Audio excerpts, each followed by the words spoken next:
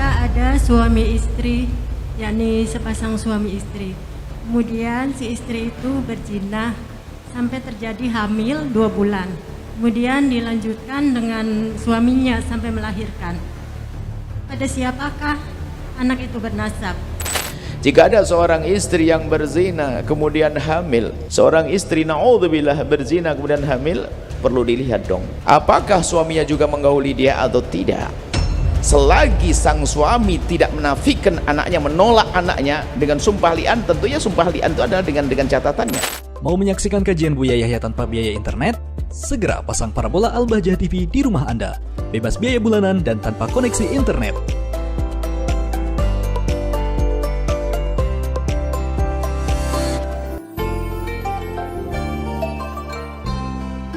Assalamualaikum warahmatullahi wabarakatuh. Assalamualaikum warahmatullahi wabarakatuh.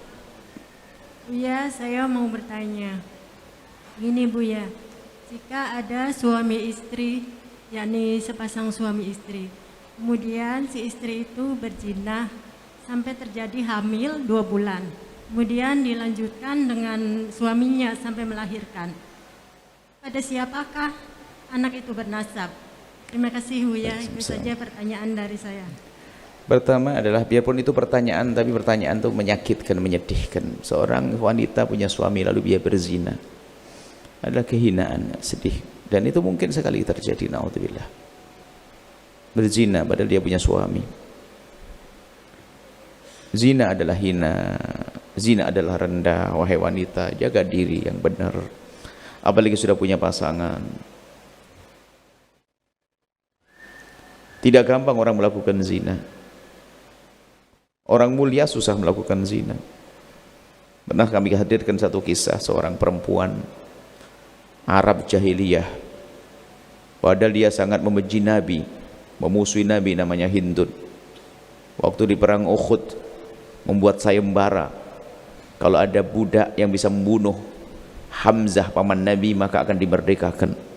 Sehingga ada orang namanya Wahsy berhasil membunuh Sayyidina Hamzah.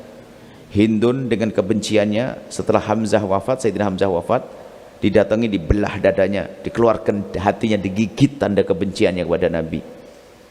Dengan kejahatannya seperti itu. Hingga berjalannya waktu, tahun berganti tahun hingga waktu Mekah, dia masuk Islam. Setelah akhir kehidupan baginda Nabi, dia masuk Islam. Setelah masuk Islam, datang kepada baginda Nabi, diajak berbeat, berjanji, wahai wanita, kalian berjanjilah. Berjanji apa ya Rasulullah? Berjanjilah untuk tidak menyekutukan Allah. Kami berjanji tidak menyekutukan Allah. Apalagi Nabi berkata, berjanjilah untuk tidak mencuri. Ya Rasulullah, kami berjanji tidak akan mencuri. Apalagi berjanjilah untuk tidak minuman keras. Kami berjanji tidak minuman keras ya Rasulullah. Apalagi ya Rasulullah? Lalu Nabi berkata, berjanjilah kalian untuk tidak berzina. Di saat diajak berjanji untuk tidak berzina, diam dia. Lalu berkata, ya Rasulullah, kami orang semacam kami ini diajak berjanji untuk tidak berzina. Apakah kebayang orang seperti saya melakukan zina? Atazdil khurratu. Apakah saya itu model melakukan zina? Serem di hadapan Nabi.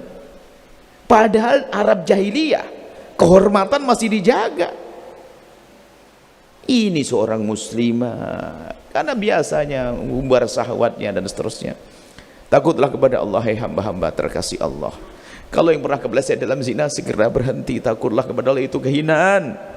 Hina, bagaimana? Tidak merendahkan dirinya, dia akan membuat sesuatu yang harus ditutup di depan laki-laki yang bukan apa-apanya bagi dia. Adalah kehinaan dan kehinaan. Belum lagi dosanya besar. Dan sungguh aib zina itulah aib yang panjang kisahnya. Kalau ada orang punya nenek dulu kafir lalu masuk Islam, namanya mu'allaf, atau dulu pemabuk kemudian dia sembuh, pejudi berhenti, dia masih nyantai dan bangga, dulu ayahku adalah jago judi dan sekarang tobat. Tapi kalau ada seorang cucu yang berkata, nenekku dulu pezina, dia akan malu. Zina adalah hina, maka takutlah, jangan main-main zina. Takut, ada pintu halal, ambil itu halal. Di saat bergolak syahwat, berusahalah untuk menghindar dari itu semuanya. Jangan turuti, jangan suka nonton film yang enggak dan seterusnya. Baik, kemudian jika ada seorang istri yang berzina kemudian hamil, seorang istri naudzubillah berzina kemudian hamil, perlu dilihat dong. Apakah suaminya juga menggauli dia atau tidak? Kalau ternyata suaminya juga menggauli dia, mungkin sekali hamilnya dari suaminya. Mungkin juga hamilnya dari suaminya. Berarti tidak bisa dipastikan secara benar siapa yang menghamilinya. Baik apapun bentuknya, jika seorang wanita yang punya suami kemudian hamil, selagi sang suami tidak menafikan menolak yang ada di perutnya dengan sumpah li'an, menafikan bahwasanya di perut istriku bukan dari air maniku, selagi sang suami tidak menolak, maka nasabnya sang anak akan sambung kepada suaminya. Mau tidak mau harus seperti itu. Makanya tidak boleh main-main nasab. Jangan gampang Anda meragukan nasab, ngotak-atik nasab. Sebab kalau Anda mengatakan nasabmu nggak sambung, berarti Anda mulai menuduh dia berzina. Itu bukan bapakmu, kan kurang ajar. Terus bapakku siapa? Kan? Makanya jadi harus waspada urusan nasab. Selagi orang mengatakan itu anakku, selesai. Anda jangan banyak tanya. Ini siapa? Anak saya. Sudah selesai.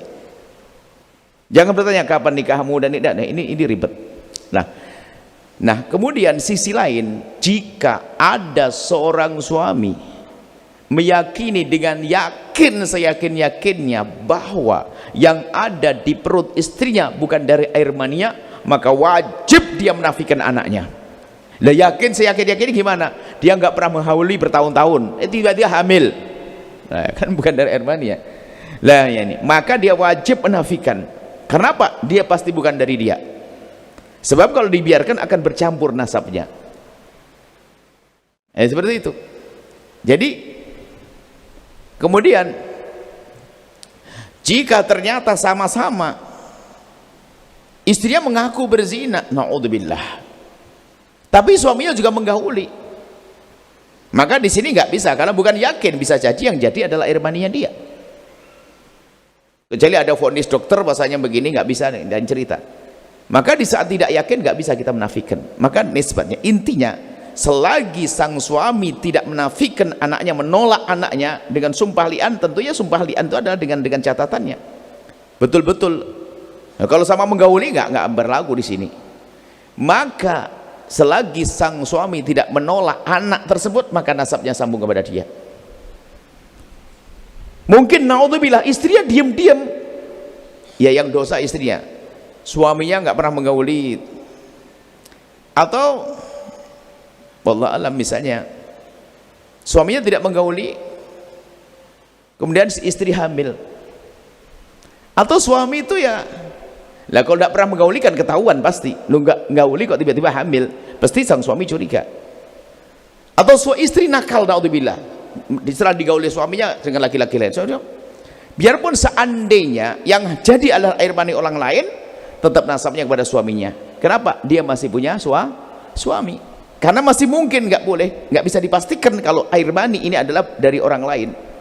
Tapi kalau air mani ya pasti dari orang lain, maka wajib bagi suami untuk menafikannya. Dalam treatise pertanyaan yang ditanyakan, dia punya suami, kemudian hamil, lalu nasabnya kepada siapa? Selagi sang suami tidak menolak anak tersebut, maka nasabnya kepada sang suami.